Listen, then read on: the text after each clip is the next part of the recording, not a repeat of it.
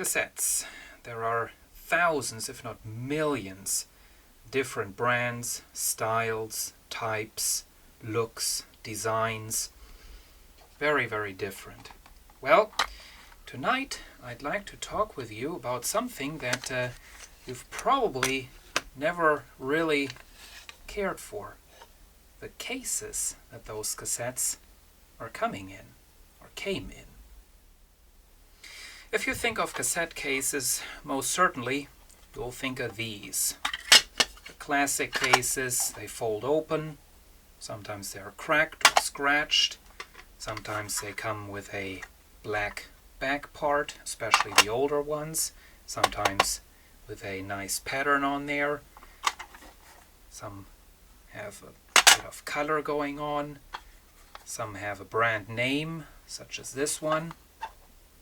But these are not the only types of cassette cases. The cassette, or more accurately, the compact cassette, was invented by Philips in 1963, and while this one right here is not an original first-generation cassette, it does have one of the cases that also the first-generation cassettes came with. This is, of course, the standard case that we all do know, and Philips did not exclusively invent this thing for the cassette. It was basically just logical, just consequent that they use this type of construction, because they had been using the same thing for their reel-to-reel tapes. It's kind of complicated to open these up one-handed. As you can see, it is the same basic idea. If we just compare the two, there you go. With the compact cassette becoming increasingly successful, of course, Philips did not remain the only manufacturer to make compact cassettes. Soon, the BASF, German company, joined. Right here I have a brochure from the early 1960s, and in it, of course, lots and lots of advertisement for reel-to-reel tapes. But we also have a little article about cassettes. Now, back then there were actually two systems that had some popularity: the Philips Compact Cassette and the Grundig System DC International. Now, right here we have an early version of the BASF cassettes and the BASF cassette cases. Now, I do not have one of those, but I do have a slightly younger version. For as far as I know, this, minus the little low noise label right there, has been the original design for BASF compact cassettes, the first generation they made. Now, I cannot confirm if the cassette inside of there is original or not, because the labels are gone, but you get the idea. And this one also comes in one of those cases, like the one right here. Not the same one, but of course very, very similar. The BASF was not only creative when it came to the cassettes, they were also very creative when it came to the cassette cases.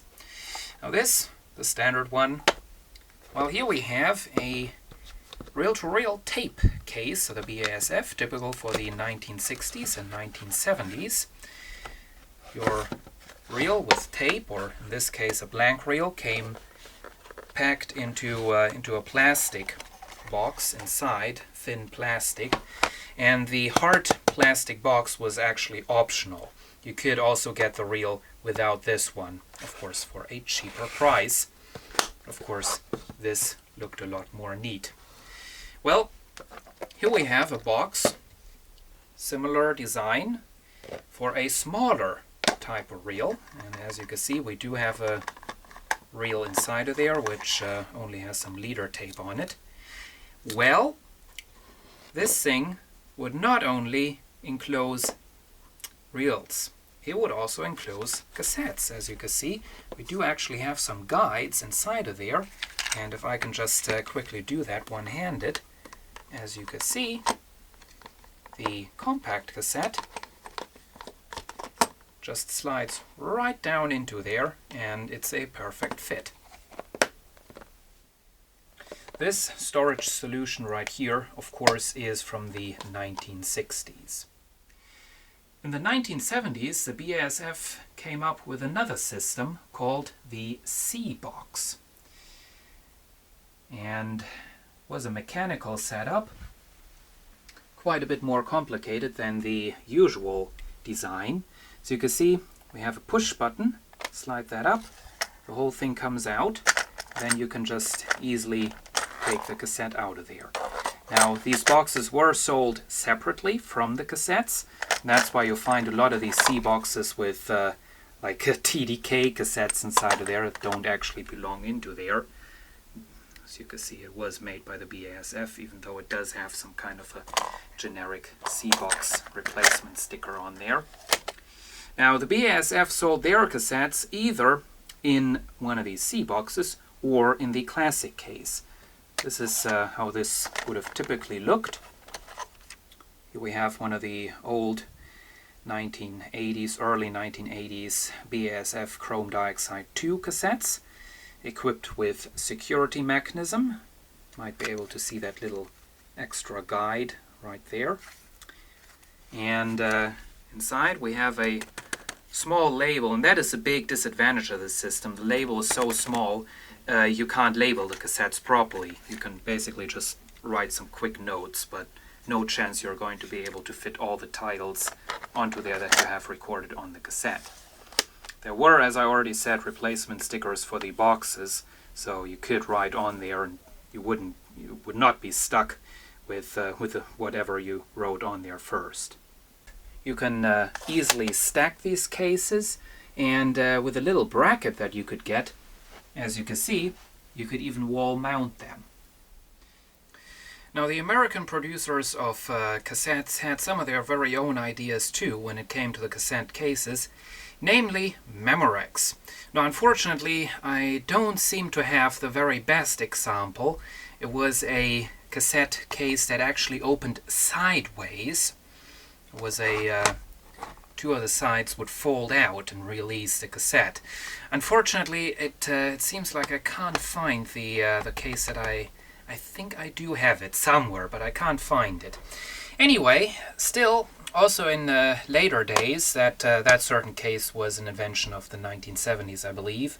But also in later days, the Memorex cases remained quite a bit different from the standard. So you can see now, for the most part, they are a lot more solid than these things.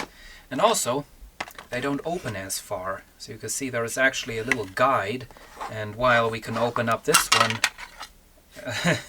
we can take it apart as a matter of fact. So yeah, you can tell these things are a lot more solid. This is very early 80s, maybe late 70s version.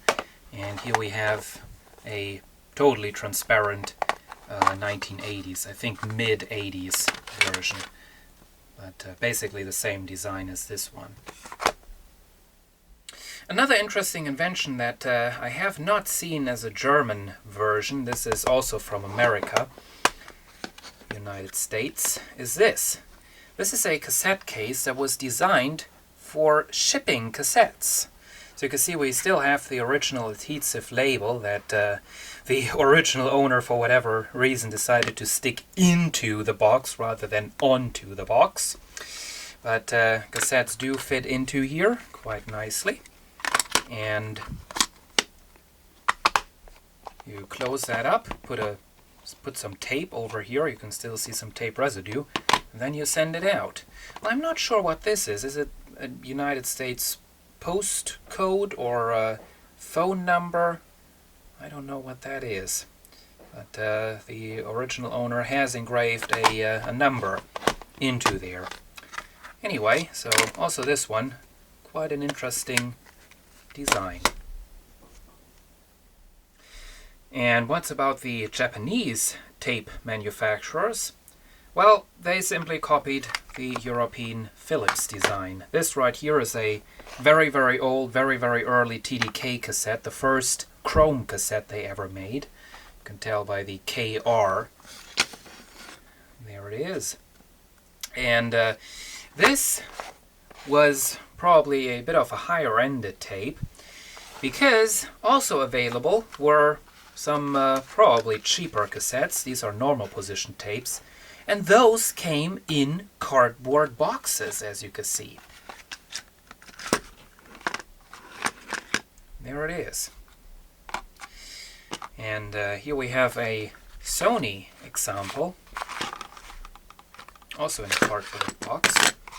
Now, Clydeside has a cassette recorder, a Sony cassette recorder, with this auto sensor feature where it gives you an acoustic signal when the tape runs out.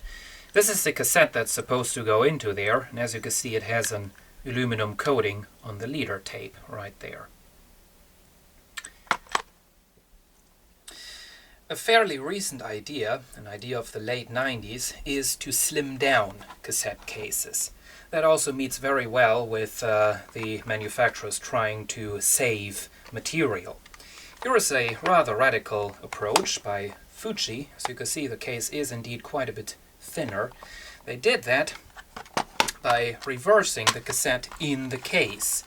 As you can see, we have these indentations in the case for the thicker part of the cassette to go into.